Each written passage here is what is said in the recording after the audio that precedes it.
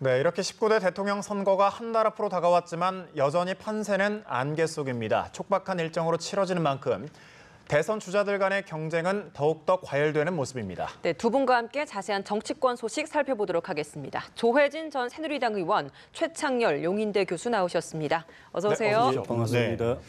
먼저 이제 지지율과 관련해서 살펴보면 문재인 후보 그리고 안철수 후보는 양강 구도를 이제 뚜렷하게 형성을 하고 있죠. 한 달 사이에도 몇 번은 판세가 출렁일 수 있다 뭐 이런 분석도 있는데 두 후보 어떤 전략이 앞으로 좀 필요할까요? 문재인 후보 같은 경우에는 대세론이라고 그랬고 뭐 그 이대문 이대로 가면 대통령 문재인이다 아주 자신만만했는데 결국은 시대 흐름하고 보조를 못 맞추는 것이 족쇄가 되는 것 같아요. 그 우리 시대 지금 흐름은 결국 분권이라든가 또 협치라든가 또 통합이라든가 이런 쪽으로 가고 있는데 문재인 후보 진영은 적폐청산을 강조하면서 결과적으로 약간 패권적 그런 그 국정 운영 기조를 계속 유지를 했거든요. 네. 우리가 잡고서 세상을 한번 청소를 하겠다 이런 쪽으로 갔는데 우리 더 이상 그 일반 국민 전체적으로 국민 여론은 그런 걸 크게 믿거나 또 그걸 그렇게 좋게 생각 안 하거든요. 개혁을 하고 청산을 하더라도 상대방을 존중해가면서 인정해가면서 또 협력해가면서 해야 되는 거지. 어느 한 사람이 정의의 사도처럼 쫙 나타나가지고 칼을 휘두르는 거를 박수치는 시대가 이미 아닌데 그 구도를 계속 고착하면서 거기다 또 이제 안보라든가 이런 그 당면한 현안에 대한 약간의 불안감 이런 걸 야기한 것이 그 나머지 분들 그 지금 말씀드린 이런 분권 또 협치 이런 걸 지지하는 분들이 문제는 안 되겠다라는 생각을 갖게 만들고 그게 수적으로는 다수거든요. 이렇게 흩어져 있지만 수적으로는 다수인데 그걸 이제 극복을 못하니까 이제 대세론도 허물어지고 결국 이제 그 더 이상 지지율이 확대가 안 되는 박스권을 갇히는 그런 위기 상황으로 오게 됐는데 만약에 이걸 탈피하려고 생각한다면 이 시대 흐름에 맞추어서 패권을 버려야 됩니다. 그리고 상대방을 인정하고 개혁하긴 하더라도 개혁은 상대방도 개혁할 것도 있고 나도 개혁할 것도 있고 그런 겸허한 자세로 하고 특히 이제 민주당 안에서는 안희정 후보가 지지를 많이 받았던 그런 그 노선과 비전 그거를 사람만 끌어안을 게 아니라 그 비전과 노선을 끌어안아야 되거든요. 그걸 보고서 안희정을 지지했던 사람들이 그걸 끌어안아야 같이 따라오는 거기 때문에 그래서 큰 노선의 변경이 있지 않으면 안 될 것 같고 안철수 후보는 결국 이런 부분에서 만약에 일정 약간의 이제 반사이익을 얻은 셈인데 좀 불안하거든요. 왜냐하면 그 비유를 하자면 굉장히 안철수 후보가 지금 가지고 있는 지지율은 굉장히 깨지기 쉬운 유리장 같아서 그 안에 숯도 있고 얼음도 있는 셈입니다. 그러니까 호남 지지층도 있고 또 보수층 또 이게 우파 지지층 이쪽도 있는 셈이어서 이게 어느 순간에 또 갈등하고 어느 한쪽이 쭉 빠져버리면 상대방도 빠져버릴 수가 있기 때문에 이걸 잘 끝까지 가져가는 전략이 중요한데 쉽지는 않습니다. 그래서 끝까지 어쨌든 이 안철수 후보는 안철수가 문재인을 이길 수 있다는 걸 갖다 끝까지 이걸 그 보증을 해야 되고 그러면서 또 네거티브가 벌어지는 과정에서 너무 상처를 입으면은 알고 보니까 문재인이나 안철수나 뭐 똑같네 이래 돼버리면은 또 안철수의 메리트가 없어져 버리기 때문에 그걸 잘 극복해서 문재인 되는 것보다는 안철수 되는 게 낫다고 해서 그쪽에 있는 표들이 안 흩어지게 도덕적 우위를 유지하는 것이 저는 중요하다고 생각합니다. 네, 교수님께서는 좀 어떤 전략이 필요하다고 보십니까? 제가 뭐 양쪽 캠프의 그 전략을 얘기하는 것도 좀 뭐 그렇긴 한데 지금 적폐청산이라는 용어 자체가 적폐란 말은 쌓여진 폐단이거든요. 당연히 맞는 말이에요. 그런데 일단 언제부턴가 국민들이 뭐 모든 국민이 그렇지는 않겠습니다만 적폐란 용어에 거부감 느끼는 것 같아요. 왜 그 박근혜 전 대통령 그 탄핵될 때 그리고 촛불 집회할 때 이른바 부역자가 굉장히 거부감을 주다 이런 말이 있었잖아요. 부역자 괜찮은 말이에요. 사실 그렇게 나쁜 말도 아닙니다. 근데 아무튼 그런 용어나 단어의 그 의미라는 것들 그래서 이런 것들도 좀 가다듬을 필요가 있을 것 같고 문재인 캠프는 또 청산이란 말.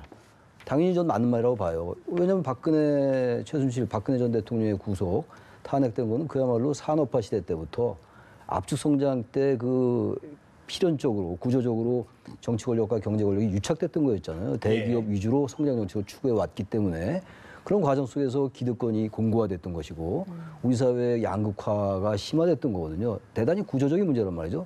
그런 과정 속에서 쌓여진 어떤 특혜 문제 이런 것들은 당연히 적폐예요. 그렇죠? 청산해야죠. 맞는 말인데 국민들이 볼 때는 그게 뭔가 불안해 보인다는 거예요. 그러다 보니까 문재인 전 대표의 이른바 대세로는 완전히 허물어졌어요. 이제 대세론이라는 것은 상대방 후보가 거의 따라오지 못하게 돼야지 대세론인데 이제 대세론이라는 말 자체가 이제 의미가 없을 정도가 된 거예요 지금. 예. 그야말로 이제 안철수 대체론, 안철수 대안론이라는 말이 오히려 적시성 있게 들리는 거죠. 그러니까 일단 적폐청산이라는 것은 전 맞는 변화의 방향이라고 보는데 문재인 캠프 쪽에서는 이러한 것들을 용어를 좀 순화할 필요가 있고 그리고 저는 지금 문재인 캠프가 얘기하고 있는 것 중에서 정권 교체가 과연 맞는 거냐, 안철수 후보가 대통령이 되면 과연 정권 교체냐, 전 논리적으로 타당할 수 있다고 좀 봅니다. 왜 그러냐면은 지금 안철수 후보의 급상승은 사실 안철수 후보에 대한 지지도 지지입니다만 문재인 후보에 대한 제가 아까 말씀드린 그런 맥락에서의 불안감 같은 거거든요. 그러니까 좀 더 심하게 거치게 얘기하면 문재인 기피증 같은 게 있는 거예요. 뭔가 친문 패권 그리고 자신들끼리 다 이렇게 패권으로 하고 또 하나 문제는 이제 안보 불안. 저 이런 것도 일정 부분 상당히 좀 과장된 면이 있다고 생각을 합니다. 예. 근데 안보가 무슨 문재인 후보가 된다고 안보가 불안해질 이유가 하나도 없어요. 사실 이명박 박근혜 정부 때 안보가 대단히 불안했죠. 지금 보수 정권 때. 예. 그럼에도 불구하고 그건 하나의 프레임으로 굳어졌단 말이죠. 그럼에도 불구하고 문재인 후보 측은 4년 동안 아무런 그런 이미지를 희석시키지 못했어요. 부시시키지 못했다는 얘기예요. 다시 말하면 이런 것들은 전적으로 문재인 캠프의 책임입니다.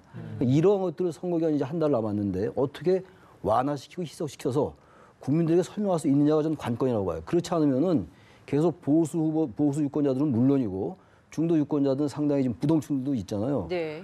안철수 후보에게 갈 공산이 커요. 그러니까 네. 적폐청산이라는 논리도 다시 개발할 필요가 있고 왜냐하면 이제 안철수 후보에 대한 지지가 이른바 TK 경북 지역, 그건 이제 박근혜 전 대통령을 지지했던 이른바 콘크리트 지지를 형성했던 그러한 지역이란 말이죠. 그런 유권자 계층들이거든요. 근데 그분들이 지지한 후보는 정권 교체가 아니다라는 얘기를 하고 있는 거 아니에요, 문재인 후보는. 왜냐하면 이 정치라는 것은 어떤 세력에 기반하냐가 대단히 중요해요. 예. 후보 개인의 뭐 멘탈리티도 중요하긴 합니다만 그렇기 때문에 그런 논리를 잘 개발해서 문재인 나한테 되는 것이 정권 교체다라는 것을 설명할 수 있어야 되는데 막연하게 자꾸 적폐청산을 얘기하고 그렇게 되면 적폐다라고 얘기하면 국민들 적폐로 보는 그런 모순이 발생한다는 얘기예요. 예. 그런 것도 잘 개발할 필요가 있는 것이고 네네. 그게 안 되면 좀 어렵다고 봅니다. 문재인 예. 캠프는. 또 이제 안철수 후보는 마찬가지예요. 안철수 후보는 네. 지금 이 보수층의 이 지지를 견인하지 않으면 이길 수 없어요. 예. 이걸 어떻게 끝까지 잘 가지고 가느냐. 다시 말하면 문재인 후보는 굉장히 이중 유권자들이 결집된 유권자들이거든요. 그러니까 다시 말하면 충성도가 굉장히 강한 유권자들이란 말이에요. 근데 이제 안철수 후보에 대한 유권자들은 지지자들은 지금 안철수가 좋아서라기보다는 문재인이 좀 거치게 말해서 표현하는 겁니다. 문재인 후보가 뭔가 불안하고 기피하는 그러한 대상들, 그런 유권자들이 지금 지지하다 보니까 급상승한 거거든요. 다시 말하면 반기문 총장을 지지하는 유권자들, 황교안 대행에 기대를 걸었던 유권자, 그리고 이제 민주당 경선에서 안희정 지사에게 기대를 걸었던 이른바 보수 중도표들이 대고 온 거거든요. 바로 예. 이제 이러한 유권자들을 어떻게 대선 날까지 가지고 갈 것인가. 이 보수 유권자들을 얼마나 이제 투표장에 끌고 오느냐. 이것이 이제 안철수 후보에게 주어진 과제인 것 같아요. 네, 알겠습니다. 두 분 다 지금 문재인 후보 같은 경우에는 패권을 버리고 좀 노선 변경이 필요하다라는 데 같은 의미를 두시는 것 같고 또 안 후보 같은 경우에는 지금 이렇게 끌어올리고 있는 지지율을 공고히 하기 위해서 어떤 무언가가 필요하다, 보여줄 필요가 있다라는 이 의견을 보여주시는 것 같습니다. 근데 문 후보 같은 경우에는 지금 경선이 끝난 이후에 예. 그 표가 많이 안철수 후보에게 갔다라는 이야기가 있다 보니까 예. 경선 이후에 그 다른 경선 경쟁자들의 표를 끌어모으기 위해서 어떤 전략 필요하지 않을까라는 생각도 듭니다. 그 예. 점에서 아까 또 노선 변경을 얘기를 해주셨는데 이 부분 예. 좀 얘기해 주시죠. 안희정 후보가 경선에 승복했거든요. 예. 이재명 후보도 마찬가지고. 그리고 그 문재인 후보 당선을 위해서 열심히 하겠다고 이야기했습니다. 그런데 안희정 후보를 지지하던 표가 그러면 당연히 저쪽으로 문재인 후보 쪽에 더해져가지고 50% 이상 올라가야 되는데 그래 안 갔어요. 예. 왜냐하면 안희정 후보를 지지했던 그 표들도 안희정 후보 개인의 표도 있지만은 안희정 후보의 문재인보다 안희정이 낫다 또는 안희정 후보가 표방하는 그 노선이 낫다고 생각해가지고 지지했던 표들이 많거든요. 좀 전에 말씀하신 그런 분권이라든가 협치라든가 통합이라든가 또 연정이라든가 이런 걸 지지해서 안희정 후보가 문재인을 꺾고 됐으면 좋겠다고 생각했던 그러니까 문재인 그 표심은 안희정 후보를 선택했던 거죠. 예. 이런 일을 하기 위해서는 저 사람에게 한번 기회를 줄 필요가, 밀어줄 필요가 있다, 힘실어 줄 필요가 있다. 예. 그런데 되고 나서 그 표들은 안철수 후보 쪽에 다 빠져나갔어요. 왜냐하면은 그 사람이 지금 드랍했고 이제 후보는 이제 안 됐고 민주당 후보는 문재인인데 그런 노선을 문재인 후보가 받아들일 가능성이 별로 안 보이는 거거든요.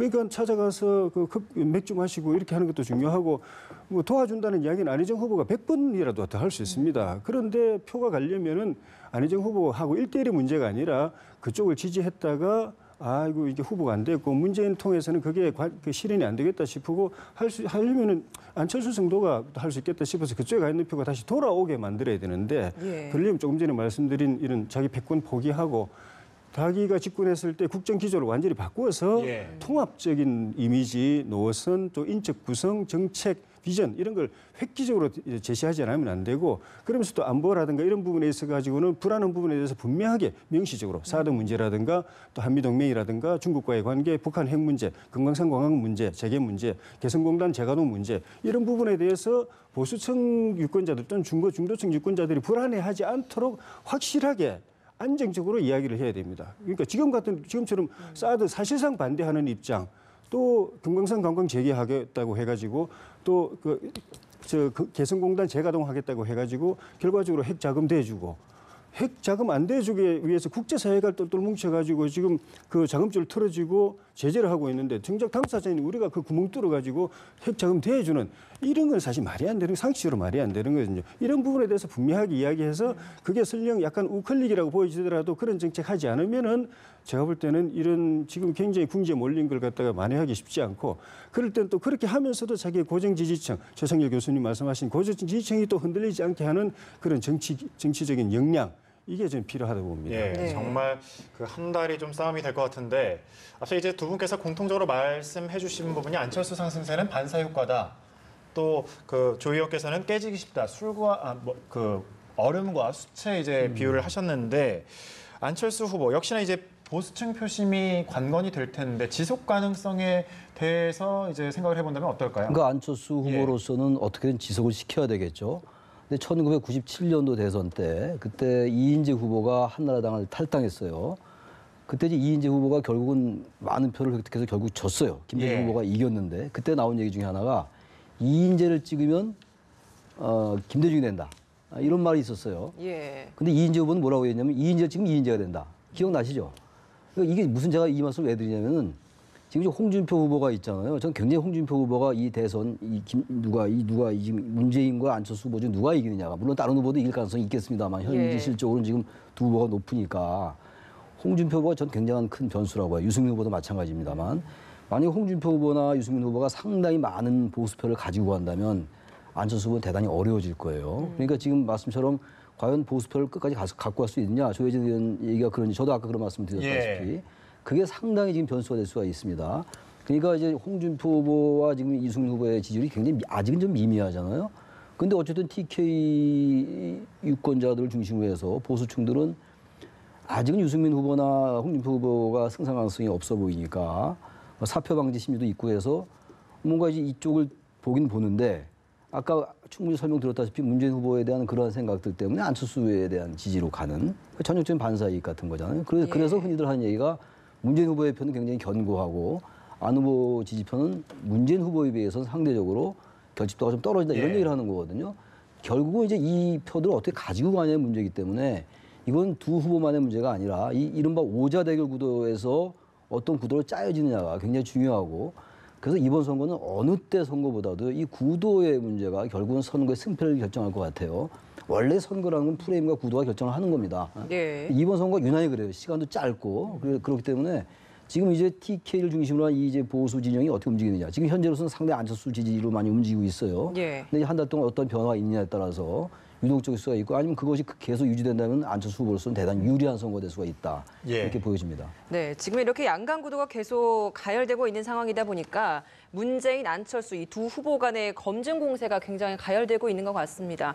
이렇게 지금 검증 공방이 계속 가열될수록 두 후보 간의 유불리를 따져본다면 어떻게 좀 볼 수 있을까요? 사실은 그 안철수 후보, 아니 문재인 후보는 견고한 지지층이라 가지고 상대적으로 문재인 후보가 네거티브 과정에서 조금 상처를 입더라도 흔들릴 가능성이 상대적으로는 적고 안철수 후보 사실 좀 불안정합니다. 좀 전에 말씀드린 것처럼 하나의 유리잔 깨지기 쉬운 유리잔 안에 숯불도 있고 얼음도 있고 서로 같이 빙탄 불상용이라고 하는데 같이 하기 어려운 걸 갖다가 굉장히 조심스럽게 안고 가고 있는 것이거든요. 그래서 만약에 네거티브 전이 격화돼 가지고 안철수 후보가 거기에 상당히 좀 문제가 되는 의혹이 제기가 되고 본인이 그걸 슬기롭게 잘 극복을 못하고 이렇게 되면은 빠져나갈 가능성이 있습니다. 지금 35% 이상 안철수 후보 지지율이 나오는데 네. 그중에 순수하게 본인 지지율, 안철수가 좋아서 무조건 나는 안철수를 민다고 하는 표는 10% 이하거든요. 그동안의 여론 지지율을 보면은 나머지는 지금 최성희 교수님 말씀하신 반문 구도 때문에 문재인을 안 되게 하려면은 이 사람 저 사람인데 지금은 이제 안철수가 그래도 가능성이 있어 보인다고 해서 가 있는 표.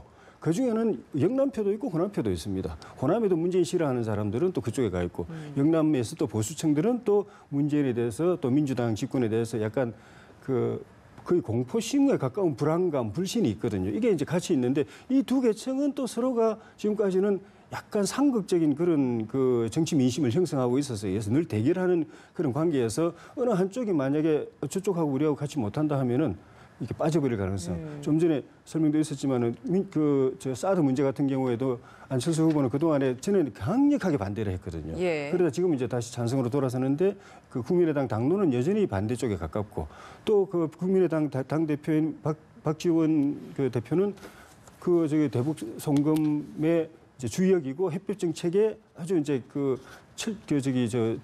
핵심이나 마찬가지고 예. 또 그쪽을 지지하는 여론 계층, 호남이나 호남의 의원들도 마찬가지고 네. 그런 것들 때문에 불안정한 구도를 가지고 있어서 자기 네네. 표가 아닌 걸 갖다가 한 20-30%를 가지고 있어서 이게 이제 도덕적으로 네거티브 검증 과정에서 검증은 꼭 필요한데 예. 그걸 검증이라는 건 사실 의혹이 제기된 사실도 문제지만은 자기한테 그런 의혹이나 의심이나 좀 불신이 제기됐을 때 그에 대해서 내가 어떻게 대응하느냐 하는 태도가 굉장히 중요한 거거든요. 예. 제일 중요한 건 겸허하게, 겸손하게 하면서 진실하게, 진정성 있게 하는 것이 중요한데 하다 보면은 되게 다 무시하거나 뭐 그냥 뭉개거나 아니면 변명하거나 부인하거나 이러기 십상이거든요.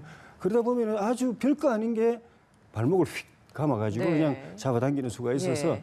안철수 후보는 그 부분을 또 잘 대처하는 것이 네, 굉장히 중요한 알겠습니다. 과제가 아닐까 싶습니다. 또 하나가요. 하나 첨언 드리고 싶은 예. 게 지금 안철수 후보는 딜레마가 좀 있어요.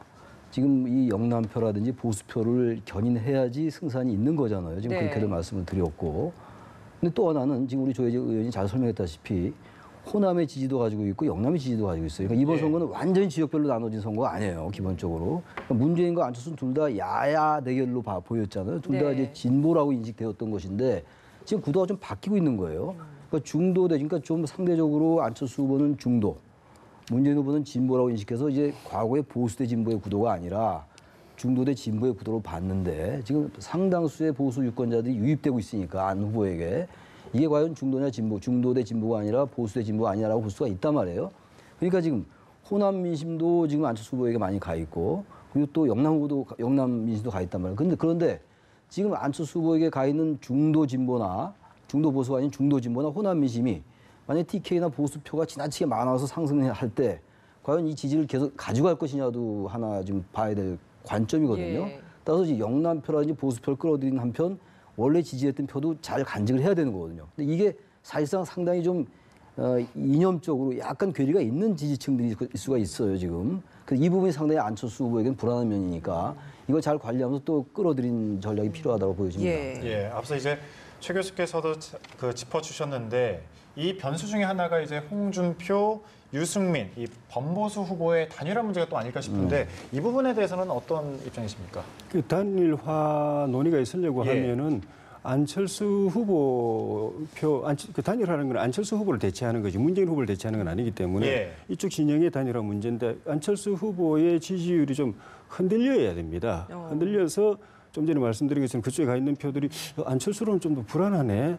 또 이러다가 또 문재인한테 넘어가는 거 아니냐 이러면서 다른 대안을 조금 견눈질하는 상황이 오거나 아니면 보수끼리 단일화하면 그걸 흔들어 놓을 수 있을 가능성이 안철수 후보를 흔들어 놓을 가능성이 있어 보이거나 이래야 되는데 현재로서는 아직 이제 그 상태가 아니고 또 그 정도 되려면 각자 표가 지지율이 상당 어느 정도 돼야 합쳤을 때 구도가 흔들리고 또 흔들리는 구도 속에서 이쪽이 대안으로서 이렇게 주목을 받을 수가 있어서 예. 일단은 각자 지지를 올리는데 이제 열심히 하고 있고 그리고 단일화를 하더라도 지금은 옛날에는 선거가 굉장히 길기 때문에 한 달 전에 단일을 해도 나머지 한 달 동안 이 효과가 지속이 되는데 지금은 짧은 기간 동안에 하기 때문에 하나의 변수가 가는 게 일주일이 안 갑니다.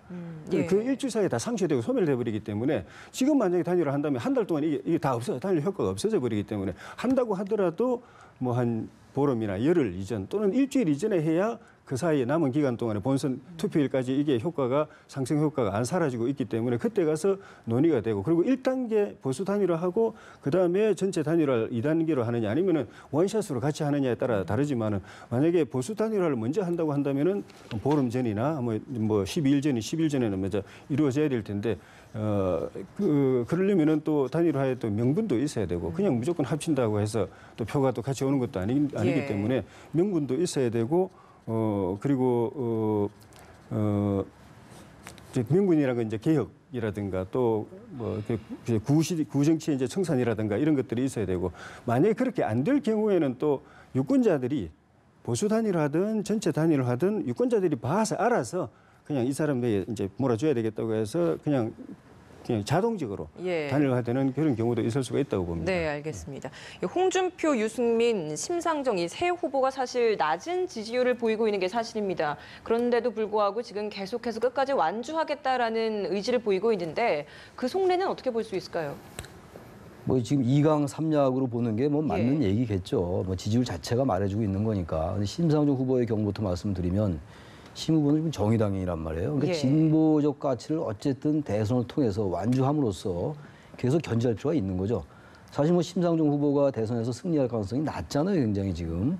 그렇다고 대선이라는 게 반드시 승리한다라는 가능성이 있어야만 대선으로 가는 건 아니에요, 사실. 네. 여러 가지 사회 계층의 여러 가지 균열이라든지 사회 갈등 이런 것들을 표출하는 하나의 계기가 될 수가 있는 거거든요. 그래서 좀 아쉬운 게 이번 대선 과정이 다른 때 대선하고 많이 다른 거잖아요, 지금. 네. 근데 다른 대선하고 똑같아져 버렸어요. 어쨌든 지난 그 적폐 문제, 뭐 적폐란 문제 말이 뭐 거부감 줄 수 있다고 얘기했지만 그런 적폐가 원인이 돼서 헌정사상 초유의 현직 대통령의 탄핵으로 이어진 거란 말이죠. 그건 사실 거기에 대한 논쟁이 치열하게 벌어져야 되는 게 맞는 거예요, 사실은. 그래서 거기에서 어떻게 우리가 과거를 어떻게 한 번쯤은 짚고 넘어가냐 이래야 되는데 심 후보는 그러면서 굉장히 좀 의미가 있는 후보라고 생각을 해요.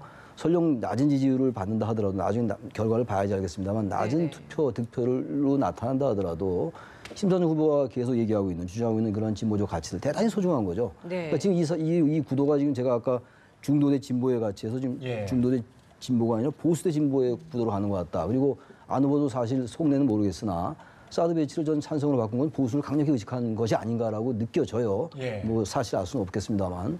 그리고 지난번에 태극기 집회와 촛불 집회도 그때 탄핵된 날보다 안 나가고 이랬단 말이에요. 보수표를 의식한 거예요. 그래서 이제 성과를 보고 있는 거죠. 예. 아무튼 간에 이러한 구도로만 갈 게 아니라 사실은 네. 대선 과정이 얼마 안 남았지만 끝까지 뭐 네거티브 그리고 구도의 문제 사실 저희들도 그 얘기를 하고 있습니다만 그런 심 후보가 강조하는 그런 것들 굉장히 소중하다고 보고 또 유승민 후보나 홍준표 후보도 마찬가지예요. 어차피 만약에 집권을 못 하더라도 보수 세력은 일정 부분 또 보수 지정을 대표해 나가야 되지 않겠어요? 예. 그러니까 정당 체계가 좀 개편될 수 있다고 봐요, 대선 이후에. 그러니까 지금 문재인 후보와 안철수 후보 중 한 정당은 이제 뭐 보수가 되고 진보가 될 수밖에 없어요, 지금. 그래서 전반적으로 해서 보수 대 진보의 정당 구도로 간다고 보는데 그러면서 홍준표 후보나 유승민 후보도 완주한다는 건 대단히 의미가 있는 거죠. 네. 보수 진영을 같이 결집할 수 있다는 거니까. 예. 네. 오늘 저희가 지금 문재인 후보, 안철수 후보에 관련된 이야기를 하면서 계속 이야기가 나왔던 게 지지율인데 예. 최근 그 지지율 여론조사를 살펴보면 지역 구도가 굉장히 많이 사라졌어요. 안철수 예. 후보가 그 주된 그 표를 받는 사람 중에 한 명일 텐데 예. 지역 구도가 사라지고 세대 간의 대결 구도 양상이다. 이렇게 분석이 많이 나오고 있습니다. 이 변화의 흐름 어떻게 보십니까? 시대가 변했고 세상이 변했고 세상 구조가 변했습니다. 또 정치권의 이 구성이나 구도도 변했고요.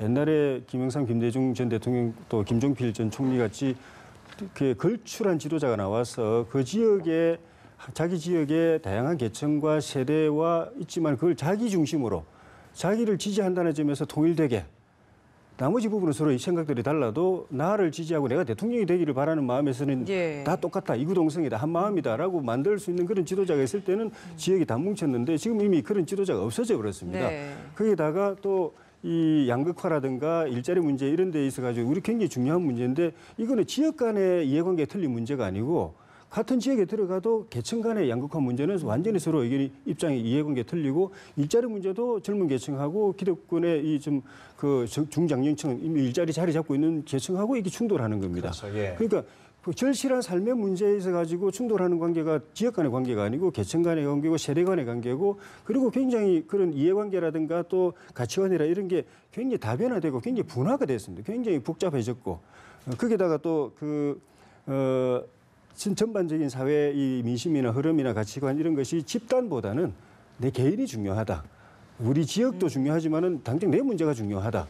이래서 지역을 중심으로 해서 막 이렇게 뭘 어떤 의사 결정을 하기보다는 나를 중심으로 하다 보니까 그렇게 이제 하나를 중심으로 하나를 딸딸 뭉쳐가지고 대결하는 그런 구도가 이미 소멸돼 가고 있다고 보여집니다. 알겠습니다. 말씀 여기까지 듣도록 하겠습니다. 조혜진 전 새누리당 의원, 최창렬 용인대 교수와 함께했습니다. 고맙습니다. 고맙습니다. 고맙습니다.